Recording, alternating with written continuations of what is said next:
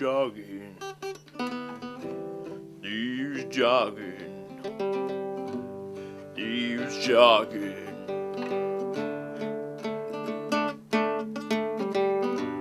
Thieves jogging. Thieves jogging. Thieves jogging. You guys all set?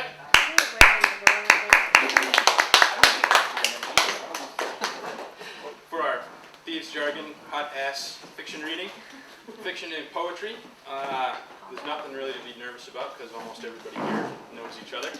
That's pretty cool, I think. So, we got to thank Pat Kennedy from Salem Access TV coming out, taking care of us tonight. Thank Randy for providing the space and the promotion and Apparently I did your job promotion. No. You provided a lot of encouragement. So we got some cool fiction and poetry coming up tonight. A lot of cool local readers that you may or may not have heard of before. So we'll get started with Dedham's own Timothy Gager, local poet and writer who is the former editor of the possibly now defunct Heat City Review. This guy was in Thieves Jargon number 3. So that goes back about 2.5 years, but I'm happy to have him here with us in Salem.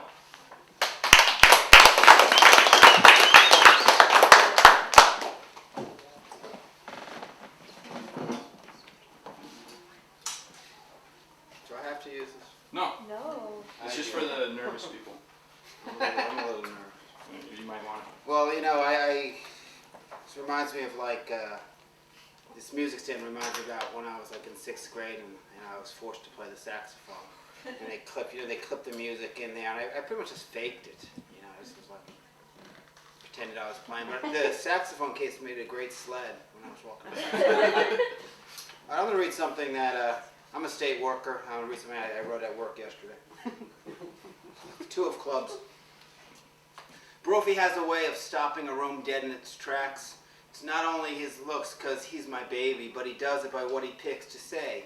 He does this on purpose for the effect of his his words have on people. Sometimes he doesn't realize what he does. Sometimes people want to hit him for little or no reason. They really don't know him. Take this, for example. I joined a fancy book club. I don't know anyone as I found the group on Craigslist. What I do know is I've always wanted to be in a book club so I can say, my book club is reading, or my book club says. They've read such authors as Caroline Leavitt, Ann Tyler, Anita Diamant, Nicholas Evans, Alice Sebald, James Fry, and Melissa P. And they serve hot mineral drinks. Overall, it's not my cup of tea. The first night, Brof barges in right at the end, his checkbook out, a pen in his hand, points to one of the women and says, I'll take that one. He pauses, pulls his wool cap off to scratch his head. I must have the wrong place. The living room is void of air. Baby, knock it off, I smile, and he smiles back. The ladies make a sound as if they are blowing up balloons. Excuse my brothel behavior is met by more dampened sentiment until I burst out laughing. I know no honest brothel would take a check from just anyone. We don't have much money, but the club on the corner, Dee Dee's, has punk rock shows every Saturday night, and it's cheap. It's a dark place, except for the back area which glows fluorescent. It feels like it should be smoky, but it's not. We drink lots of whiskey, and Brof stands on a stool, shaking his ass. It's a ridiculous dance. He's 20 feet from the door, a wall and a bouncer with thickening veins on his neck. Get down, he yells. Brof says it right back and dances with increased vigor. It is Brophy being simple, being misinterpreting, thinking that the bouncer wants him to get funky. It is Brophy being Brophy. It is Brophy being grabbed, lifted and thrown in one motion from the stool. It is Brophy in the air, head first into the mellowed brown wall. Finally, Brophy wrapped in a blanket being taken away in an ambulance. Brof does not wake up. We sit in the Carney Hospital in Dorchester, watch A&E. sometimes Bravo, and sometimes the Food Network. I don't want to leave, not even to have a smoke. We cannot be apart. People we know visit us. He looks peaceful, they say. After 15 minutes, they shuffle their feet and leave. They leave donuts behind. I call his parents. They don't come. I put his wool hat on his head. One day later, his pinky moves. Brophy's doctor says it's a twitch. If and when he comes out of it, he won't be the same. He may be disoriented or loopy. His head is like a train that is derailed. We have to wait and see. His words blur. I take it all in with interest, as loopy is a bit subjective in my personal medical book. We'll see, I say. Every day something else suddenly moves. He reminds me of our dog having a bad dream, except no whimper. In 2 more days, his eyes open. His laugh lines around the eyes crack. He says, "You're such a bitch for not passing me the ketchup," and "What is steak? Chopped ham?" I think he's actually where he should be.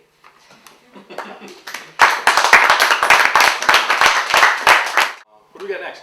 Nadine Darling is next, another very talented local writer. You can find her in the most recent issue of Night Train magazine, which is a very cool print quarterly out of Boston. Nadine? Oh, yeah.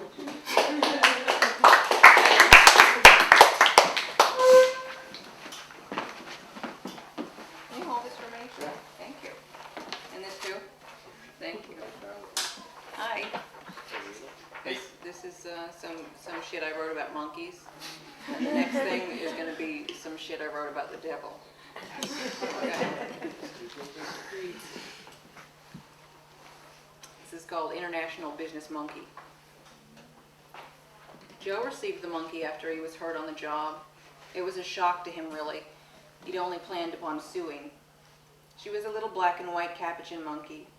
Jerry from the legal department brought her over without a cage or anything, without an electric shock collar or a bag full of monkey chow. "What the hell?" said Joe. "We thought you might need a little help around the house during this time of apparent need," said Jerry. "So you brought me a monkey?" "That's IBM policy," said Jerry. Joe nodded. He was not so hurt as he would have people believe. He purchased many frightening-looking bandages and braces from a nearby Army surplus store, and he wore them while he sat about and watched the afternoon judge shows. The ones around his hands made it especially pleasant while holding cans of ice-cold beer. And the time off of work was aces. A monkey seemed extreme even to him. "Does it have that, what do you call it, Ebola?" "This monkey is 100% disease-free," said Jerry. "Where's its diaper?" "It's trained. Your taxpayer dollars at work." "Okay then," said Joe. He put out his hand and the monkey clasped the tip of his index finger in one leathery little palm. "Sign this," said Jerry. "What is it?" "Just a standard form stating that you will not use this monkey for any money-making ventures such as fortune-telling or organ grinding." "Corporate bastard," said Joe, and signed. The monkey's name was Oreo. She carried a small booklet with her always, filled with job descriptions and also inspirational quotes to boost the spirits of the ailing. "What do you do?" said Joe. Oreo considered him, her dark face solemn, concerned as a mother-in-law's. She opened her booklet to a certain page and handed it to him. It read, "I am a capuchin monkey. I am friendly and inquisitive. I enjoy treats such as grapes and apple juice. Quote, nothing in life is so difficult as the first step. Caleb Colton." "Well, whoever he was, he sounds like an asshole," said Joe. He took Oreo into the kitchen and gave her some candy corn. Oreo enjoyed watching television with Joe, especially the fights. She would run right up to the screen and put up her tiny dukes, bobbing, weaving, talking trash. Joe laughed and drank. At night, Oreo slept in an old printer paper box lined with a beach towel at the bottom of his bed. Sometimes Joe woke and saw her that way, a sleeping monkey peacefully on her back in his home, a baby bottle filled with apple juice within her tented paws. Within a few days, they nixed the box and Oreo slept beside Joe in his bed instead, and there was plenty of room. They did shadow puppets, the rain outside like background music, there solely to set the mood. Oreo handed Joe her book. It read, I am my happiest when being of service. Please don't let pride get in the way of asking for help. Quote, a real friend is one that walks when the rest of the world walks out. Source unknown. Joe began taking Oreo out with him. Everyone loved seeing her, especially girls. She'll brush my teeth if I ask her to, said Joe. All the ladies were duly impressed. There were many dates to be had, and Joe liked staying at home with Oreo. She was very funny. If he was sad, she would put something on her head, a lampshade, a placemat, as if she knew innately that being a monkey was a boon where comfort was concerned. She opened her book and handed it to him. It read, "You are a light, did you know? Don't forget, your monkey requires daily brushing. A well-groomed monkey is a well-loved monkey." When IBM began calling to get its monkey back, Joe and Oreo filled his Lincoln with apple juice and candy corn and went on a lam. They went west. There was little money, and Joe had to stop using his credit cards to keep from being trailed. Alerts went up. Have you seen this IBM employee and his capuchin monkey? Joe and Oreo stayed in dive motels and ate at greasy spoons where disheveled men and small animals were not readily frowned upon. They traded the Lincoln for an El Camino.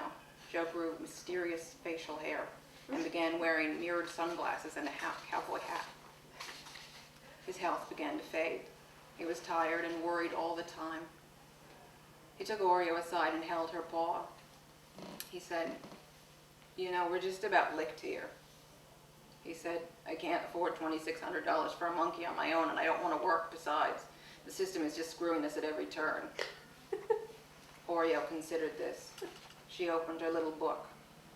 It read, "Everyone in Mexico has a monkey." Quote, "There's a place for us.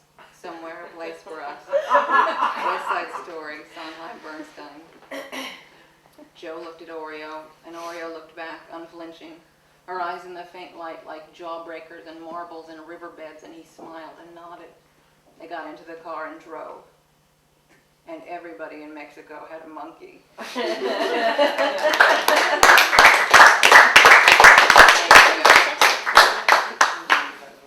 Thank you. You're such a good holder. This one is called Second Greyhound to Portland. This one's the shit about the devil. Quietly, and each at their own pace, Carl and the devil came to terms with the fact that their relationship had gone stagnant. Counseling was a bust, ditto couples therapy and attempts at spiritual growth. They'd reached a point where one could barely stand to brush against the other when they passed in the hall, and Carl had taken to sleeping on the living room sofa. But the house was in both of their names, and they shared all of the expenses besides, and neither one seemed willing to state the obvious aloud, that their love had become a sham, that their love had up and died. It was summer, and the devil was bored and hot, and the air conditioner was broken. Carl had never taken the devil anywhere. Carl didn't behave the way he had while they were courting. "Oh, bitch, bitch, bitch," said Carl. They decided on a Greyhound trip to Portland to visit the devil's ailing cousin Henry, whom Carl disliked immensely. Still, there was a strip club in Portland that Carl was fond of, and that in itself might serve to make the whole thing bearable. He planned upon dropping the devil at Henry's apartment and then making himself scarce for the next 36 to 48 hours. Carl was young and strong. He liked the drink and he liked the ladies, and the drink was cheap and the ladies liked him right back. His commitment to the devil did not define him. The bus smelled of fresh urine and spoiled milk. The devil took the window seat. Carl sat quietly on the aisle and fantasized about quitting his job, about becoming a hobo, a beat poet, a bounty hunter. He watched the devil read magazines. He watched the devil sleep and wake and eat trail mix in great frantic handfuls, like petting Sioux alfalfa pellets. Carl shuddered and sighed. "Do you remember when I used to make you happy?" said the devil. The bus broke down in weed, and while waiting for another to be dispatched, Carl and the devil ate an early supper of chili dogs and rice pilaf at a dairy bar attached to a gas station in the center of town. They were silent for a time. Then the devil reached across the table and took Carl's hand. "I want you to know," said the devil, "that I'm done fighting for us."